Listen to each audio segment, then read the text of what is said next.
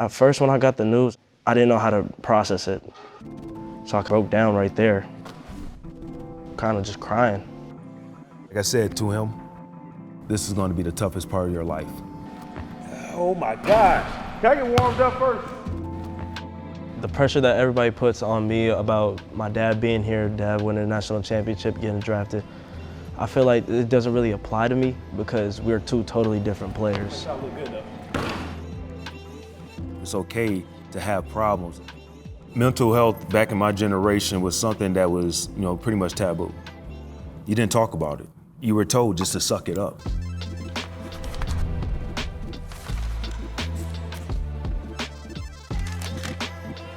I'm Jase Richardson. I'm from Denver, Colorado, and this is my freshman year at Michigan State. That's Jason Richardson. That's my pops. I'm Jason Richardson, 14-year NBA veteran, former Michigan State Spartan, and the father of Jase Richardson.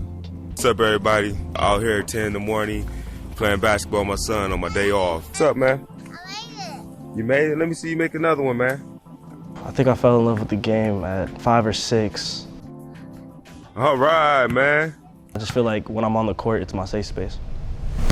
I read his career stats. I know what you mean. Oh, that's your business. I ain't worried about you making that. Oh, you been working on it, huh? Get some shots up? This is my corner now. That's your corner now? You get some shots up? Man, the first conversation I had with Jase about mental health was when he had his injury. At first, when I got the news, going to be out for 10 months, I didn't know how to process it. The sport I love so much is getting taken away from me. So I broke down right there, put my head down. I was kind of just crying. When I was going through my surgery, my dad did touch on the mental side of things because I was so down on myself. There was days I wanted to quit. I didn't want to play basketball anymore. I was really frustrated with myself because now I'm knowing this is one of the most crucial summers when it comes to summer recruiting. That's when we really had to talk about, this is going to be the toughest part of your life. Going through your rehab, understanding that a lot of college coaches are going to back off of you because they don't think you're ever going to come back from this injury. I don't know if I could have handled what he went through at that age. I had a somewhat similar injury with him when I had a piece of meniscus in my cartilage break off and I was out for 2 years. But when you realize you have somebody to talk to, you have a supporting cast, it helps you get through those moments. And I remember the first time I went to a therapist, I was 33 years old, right before, right during my injury. It was a lot of stuff buried inside me that I didn't even know exists. And for the first time, I cried to a stranger, knowing that, some of the mental health things I was going through over my life were holding me back to being who I am today. So the things my dad went through when he was going through with his knee process, I felt like he just kind of gave me tips and guides because he knows exactly what I was going through with the mental side of things. And I knew my basketball career was coming to the end, but for him, that's the beginning of your basketball career. And understanding that having a juvenile cadaver implanted in his knee, and if it doesn't take, his basketball career is over with. The one thing he really taught me was don't rush the process. Don't rush things, let things come to you, then you chasing after it. So just working hard, keeping my head down and going to work every day. He really buckled down, he really stayed focused, he was determined, and he did everything he could to get back to where he's at now. Something changed in me during those 10 months. I felt like I've worked the hardest I've ever worked in my life to make sure I was going to be better than what I was. And for a young black man, it is a bit of a challenge because we're supposed to be tough, strong. A lot of people, they have a lot of issues that they don't want other people to deal with. Since he was born, I always looked at him as something being special. It's just amazing to see that he meditates before games. It lets you know his pure love and pure joy when he gets out of playing basketball. The first time I meditated, it was interesting because I was like, there's no way this is gonna help me. For a game, I kind of just sat there and just was in my own space.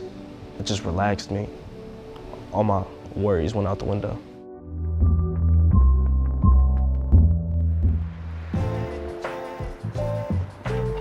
Where he's at right now is an amazing thing, especially being at Michigan State, being a former player here, originally from Michigan, Saginaw, Michigan, kind of seeing him following my footsteps. It's a surreal moment.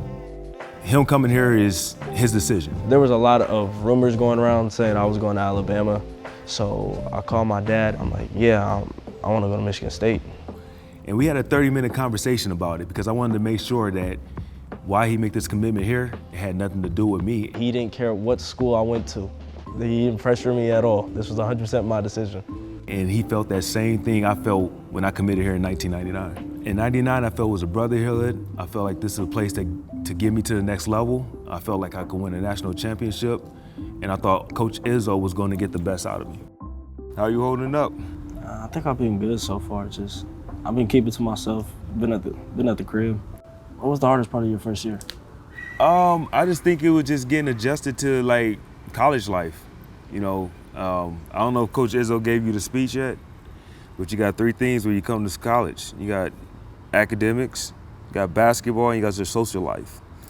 You only got time for 2 of them. So, you know, you got to pick 2. Yeah. And then obviously, you know, you got to have academics first. You know that first, you know. Yeah. Me and your mom ain't playing. I know. But once, you know, practice started and you're going every day, it's going to be an adjustment period. He felt the atmosphere, the family bond, the brotherhood that's there. So I was really proud that he came up with the decision to come here on his own. He's telling me, I'm proud of you, I love you. You know, now this is the first part of the journey. Now it's really time to get to work. You miss home yet? Yeah, I think probably when we got back from Spain. Yeah, that's a long trip. Cause I was supposed to come back and I didn't. How was the Spain trip to you? I think it was perfect team bonding experience for us because I felt like we got a lot closer. Group chat, always texting, so we're a really close team. I think that's key, man. Like when you have a team that gets along off the court, man, you continue to develop, understand each other. I think guys can have a special season. When you have a collective group of guys on any sports team that band together, it make the season special. Do you feel like you found like a group of people like on and off the court that you could talk to when like things are not going good? I feel like most of the teams like that, but I really feel like Jeremy. Jeremy? Ever since I've been here, he's been like a big brother. He's kind of just been talking to me the whole time, guiding me. I got a question for you. What's that? So, was your team, when you won it, like, you still close with them guys? We all close, man. When you win a championship like that, man, you just build a bond. And that bond is always lasts forever. And I think the last time before you committed to school, you came to our 20-year reunion on that. And all those guys are still my good friends. There you go, Jay. Things got difficult for me mentally. I definitely fall back on my parents. I feel like he's really caring. He really makes sure me and my brother, you know, he tries to build us into independent young men. I never had a father in my life.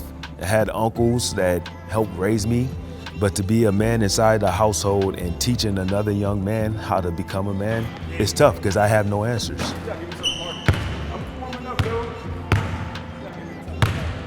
I might not be perfect at it, but I try to set the best example as possible as I can of what it is to be a great father, a great role model, a great husband.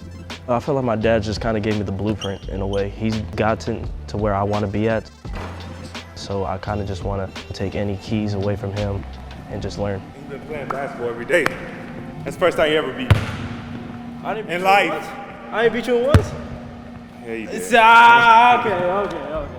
I don't think it's healthy for people to hold back on their emotions. I used to be one of those people. If I had a problem or if I was upset, frustrated, I would never say anything, I would never communicate, and it just only made it worse. Now that mental health is being more talked about, it helped these kids become more successful. It helps them, you know, not only perform at a consistent rate, but on a longer period and a longer scale of time. So, we talk about that house social life, man. Find a nice little young lady out here for you. Sure, I'm keeping to myself right now.